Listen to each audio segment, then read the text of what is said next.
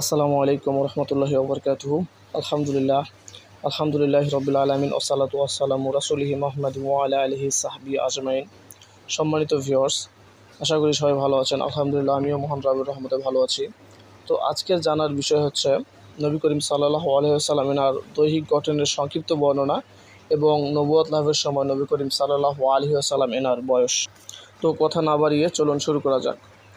হযরত আনাস ইবনে মালিক রাদিয়াল্লাহু তাআলা আনহু বর্ণনা করেন, নবী করিম সাল্লাল্লাহু আলাইহি ওয়াসাল্লাম দীর্ঘদেহীও ছিলেন না, আবার বেঁটেও ছিলেন না।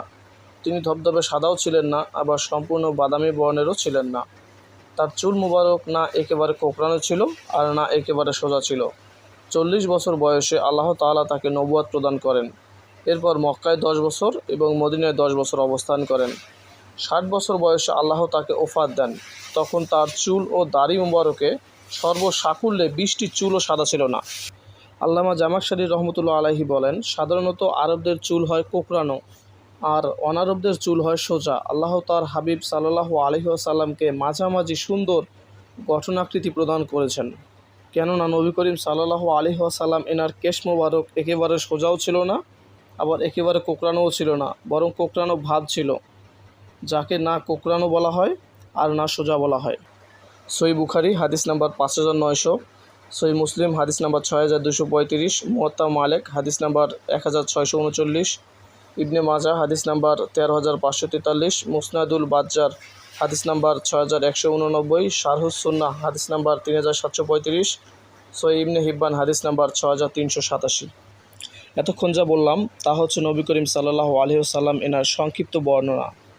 চলুন এখন জানা যাক নবুয়ত লাভের সময় নবী করিম সাল্লাল্লাহু আলাইহি ওয়াসাল্লাম এনার বয়স। সাধারণত আমরা যা জানি তা হচ্ছে নবী করিম সাল্লাল্লাহু আলাইহি ওয়াসাল্লামকে নবুয়ত প্রদান করা হয় 40 বছর বয়সে। অর্থাৎ 40 বছর যখন পূর্ণ হয়েছে তখনই নবী করিম সাল্লাল্লাহু আলাইহি ওয়াসাল্লামকে নবুয়ত প্রদান করা হয়েছে। নবী করিম সাল্লাল্লাহু আলাইহি ওয়াসাল্লামকে যখন নবুয়ত প্রদান করা হয় তখন তার বয়স 40 বছর কয়েকদিন ছিল। কোনো মুহাদ্দিসের মতে নবুয়ত প্রদান করা হয় 40 বছর বয়সে আর রিসালাত প্রদান করা হয় 43 বছর বয়সে। এ ব্যাপারে সহিহ হাদিসে একটি বর্ণনা পাওয়া যায়, আর তা হলো নবুয়তের সময় নবী করিম সাল্লাল্লাহু আলাইহি ওয়াসাল্লাম এনার বয়স ছিল 40 বছর। তবে হযরত ইবনে আব্বাস ও হযরত সাঈদ ইবনুল মুসাইয়িব রহমতুল্লাহ আলাইহি থেকে একটি সাজ বর্ণনা রয়েছে এ মর্মে যে নবী করিম সাল্লাল্লাহু আলাইহি ওয়াসাল্লাম 43 বছরে নবুয়ত লাভ করেন। যেহেতু এই বর্ণনা ধর্তব্য নয়, তাই সঠিক তথ্য এটাই যে 40 বছরে নবী করিম সাল্লাল্লাহু আলাইহি ওয়াসাল্লাম নবুয়ত লাভ করেন। ঠিক 40 বছর নবুয়ত লাভের জন্য এটা জরুরি নয় যে নবী করিম সাল্লাল্লাহু আলাইহি ওয়াসাল্লাম যে মাসে জন্মগ্রহণ করেন হুবহু সে মাসেই নবুয়ত লাভ করেন, আর সে মাস হলো রবিউল আউয়াল। অথচ হযরত ইবনে আব্দুল বার রহমতুল্লাহ আলাইহি এবং প্রখ্যাত ঐতিহাসিক মাসউদি রহমতুল্লাহ আলাইহি ছাড়া কেউই এমনটি স্বীকার করেন না।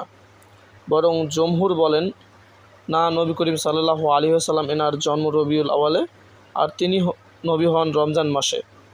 জমহুরের উক্তি ঠিক হলে নবুয়ত লাভের সময় নবী করিম সাল্লাল্লাহু আলাইহি ওয়াসাল্লাম এনার বয়স 40 বছর হয় না, কেননা নবী উল আউয়াল ও রমজান মাসের ব্যবধান 6 মাসের, ফলে হয়তো 40 হতে 6 মাস কম হবে অথবা বেশি হবে। সম্মানিত ভিউয়ার্স, এই সংকটের সমাধান দুভাবে হতে পারে। এ বিষয়ে আমরা পরবর্তী ভিডিওতে কথা বলবো ইনশাআল্লাহ। ভিডিওটি